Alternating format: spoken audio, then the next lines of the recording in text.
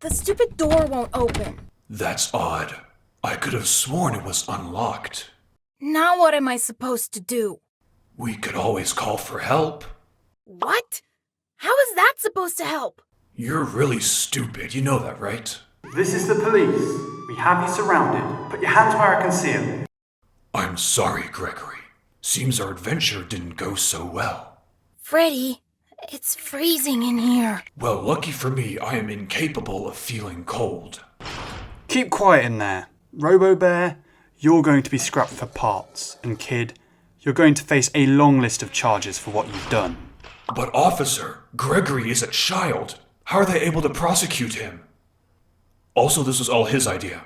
Will you shut up? Sorry, Gregory, but I don't plan on getting scrapped. Enough. Robots, you're getting scrapped. And Kid, you're going to come meet with your appointed attorney. Mr. Sandwichley, come meet your client. Alright everyone, the trial of Gregory, no last name, begins now. Introducing the state-appointed prosecutor, Nick Carlson Press. I'm back! Except now I get to do the prosecuting instead of defending. Yes, very well. And now introducing the defendant, Gregory, once again, no last name, and his defense attorney, Sandwichley. Pleasure to be here and have the opportunity to win another court case. Didn't you fail to prosecute Michael Afton and Henry Emily? Irrelevant. For your client's sake, let's hope they remain irrelevant, as you put it. Can we just get to the actual trial? Sure. Gregory, today you are being accused of the following crimes: destruction of private property, trespassing, criminal mischief, theft, evading authorities, operating machinery without a license, and first-degree murder. Gregory, what on earth is wrong with you? Well... Nope, I don't want to hear it. Let me do my job. Alright, if you're both done, Nick, you may begin. Thank you, Your Honor. Alright, you little piece of shit. Let's begin with the first charge, trespassing. Dear viewer, why was Gregory in the Pizzaplex after hours? As I am sure Gregory or his lawyer Sandwichley will try to play the, "Oh, I was just lost" card. Gregory, according to key witnesses, was inside Glamrock Freddy's stomach hatch. Gregory made no move to leave the Pizzaplex. He instead hid inside Freddy. Funny enough, Freddy had to suggest to Gregory to leave the Pizzaplex. From that point onward, Gregory was trespassing upon Fazbear Entertainment's property. Well, I'd first like to point out that Gregory only hid in Glamrock Freddy as a measure of self-defense. Gregory was being hunted down by the other Glamrock animatronics, and according to the doctrine of competing harms, one is able to cause damage to save themselves from physical harm. The doctrine states that the damage done must be reasonable in comparison to the chance of death, and considering the fact that Gregory is a child being chased by metal animatronics that weigh a ton and could crush an adult with their strength, I would say Gregory hiding in Glamrock Freddy to avoid imminent death is alright. Sandwichley, you have to be the dumbest person I've ever met. You're saying that he is justified to stay in the place with the killer animatronics rather than leave the place with the killer animatronics. Just to entertain your stupidity, let's say the animatronics are trying to harm him. But how does that justify him staying in the place with the killer animatronics? Nick, Gregory's still a kid. It would be instinctive for him to hide away from the animatronics rather than an Olympic sprint to the exit. You're forgetting that. You know what? I actually side with Sandwichley on this one. While Gregory is being tried as an adult due to the amount of charges and Fazbear Entertainment's persistence, I do agree with Sandwichley that Gregory only trespassed due to the threat of the animatronics. Trespassing charge dismissed. I swear I am the only competent person in this room.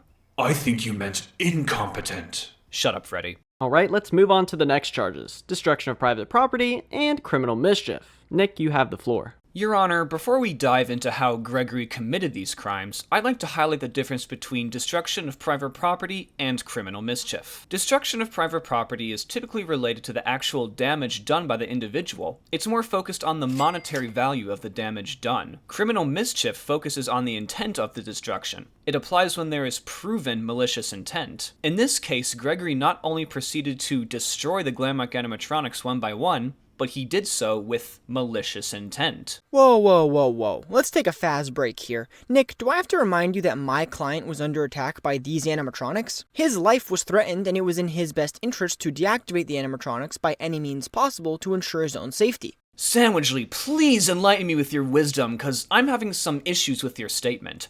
I thought Gregory was hiding from the animatronics seeing as he is a small child.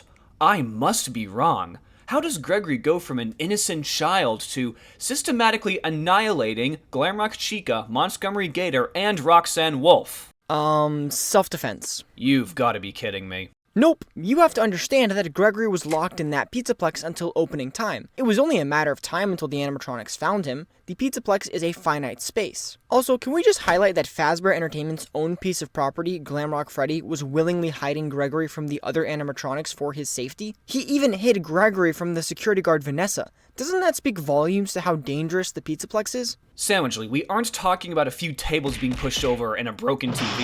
He smashed Chica in a trash compactor, drove a go-kart into Roxy's face, and sliced Monty in half. And as if it wasn't enough to destroy those animatronics, he removed core features from the animatronics and installed them onto Glamrock Freddy. I'd say that was malicious intent. Your Honor, what is the recorded value of each of these animatronics? According to what Fazbear Entertainment has filed in their tax documents, each animatronic has an estimated worth of around $600,000. What? I mean, what? Why do I feel like you're going to try and compromise by paying off the total value of the animatronics? No. Anyways, wouldn't do you any good. The Glamrock animatronics were abandoned in the ruined Pizzaplex and were left to rot. Fazbear Entertainment doesn't even know where they are or want anything to do with them. Yeah, Nick, I did my research. Well, the property still belongs to Fazbear Entertainment. We could still theoretically repair them. Oh yeah, with the technician staff that you still have on hand? Fazbear Entertainment may have fired them. We seem to be getting off track here. Let's take a quick recess.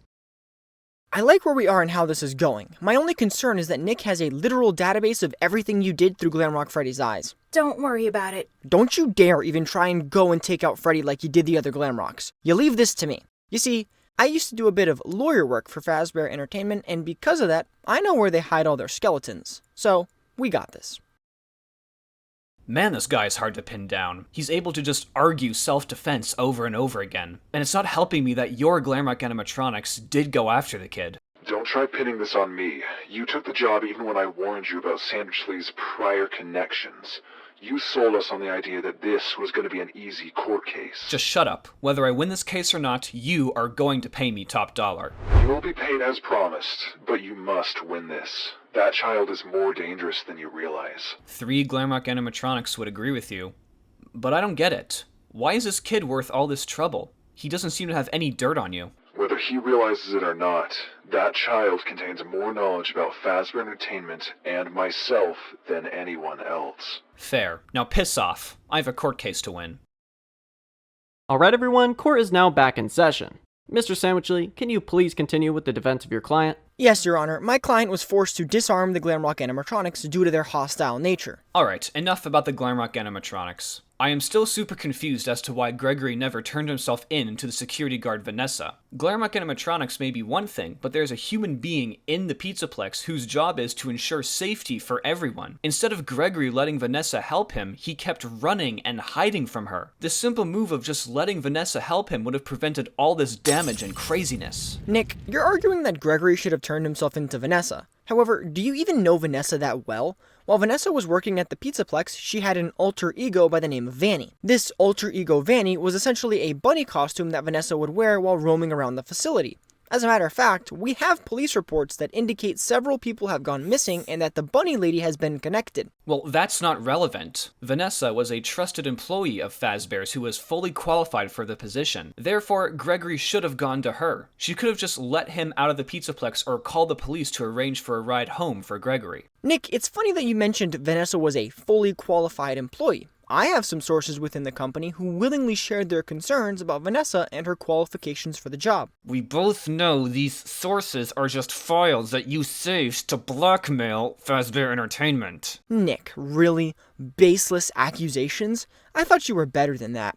Either way, these corporate messages highlight no prior qualifications for the job, and someone even explicitly stated that they do not recommend her for this job. How is Vanessa even able to be considered an authority within this charge of evading authorities? She wasn't qualified to have the job, and how is Gregory supposed to trust someone who periodically plays dress up in the middle of her shift? On behalf of the court, I'm going to request a copy of those messages for a possible case against Fazbear Entertainment. Not having someone qualified for the head of security position is something to look into. Of course, Your Honor. Would love to send that over. Well, seeing that Vanessa is in no way qualified to be considered a figure of authority in this scenario, the charge is dropped. Nick, what else do you wish to continue with? The next charge against Gregory is theft. While Gregory was in the Pizzaplex, he stole many items during his explorations. He stole shirts, plushies, and even piñatas. Nothing was safe from Gregory's thieving hands. From the eyes of Glamrock Freddy, we can see the recording of Gregory taking these items during his journey, as some would call it. We plead guilty to that. What was that? Me doing my job. Your Honor, according to what Nick and Fazbear Entertainment have filed as the total loss for Gregory's theft, it comes out to $1,400. While this makes me question Fazbear Entertainment's prices, it still doesn't move this crime to a felony scale. Sadly, Gregory will have a misdemeanor crime on his record, but it's the price you pay when you take things that are not yours. Alright, Gregory has pled guilty to petty theft and will be sentenced at the end of this video. Your Honor, before we move on to the first-degree murder charge, I'd like to highlight the charge of operating machinery without a license. The technical name is practicing without a license. You see, while Gregory was in the Pizzaplex, he upgraded Glamrock Freddy with the parts of the animatronics he willingly destroyed. Allegedly. These tasks he did were only meant for Fazbear technicians who were trained to perform those tasks. Technically speaking, he could have died in there. Your Honor, I have some example footage of this dangerous technician work that Gregory did.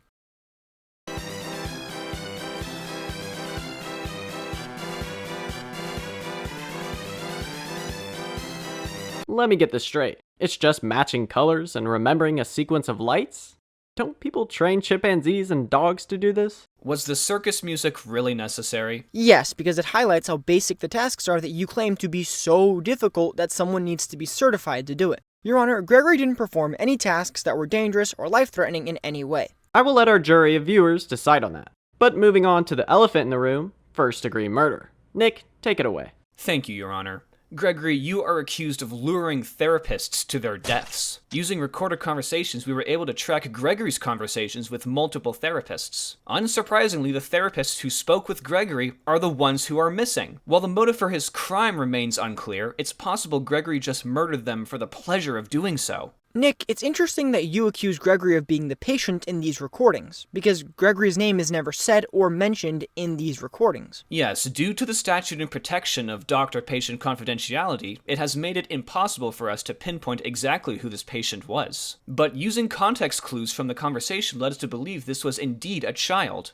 Listen to these lines. You don't want me to get in trouble, do you? I could be put in the corner for a timeout. Yeah, you think that's funny, huh? And again here. Tragedy always leads to a feeling of loss. It's a hole that feels funny, right? The way they explain simple words. And I'm surprised by your knowledge of computers. You're something of a phenom. Do you know what that word means? Everyone should notice that the therapist is speaking in a mannerism that fits a child. She's explaining complex words, giving a physical description that matches Gregory, and even using candy as a peace offering, something you would do if you were speaking to a child. But Nick, as the therapist said, they work with a large number of people ranging between all ages. What you've described Gregory as also matches everyone on Earth under the age of 12. Kids like candy, they're nervous speaking to random adults, and would also look small in a chair built for adults. Also, just quick, what you noticeably left out of your monologue is that the therapists were last seen entering the Pizzaplex. Any comment from Fazbear Entertainment on that? You know what? Let's leave this here. You both have put a bunch out there for the audience to dissect, and I think we should let them make a decision in the community poll on the channel. Gregory will have to pay the $1,400 balance to Fazbear Entertainment. Aside from that, you are all dismissed. But Your Honor, wait!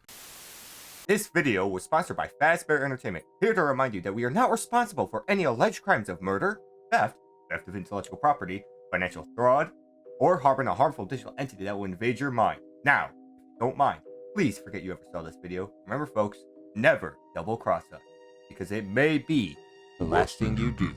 Bye-bye now.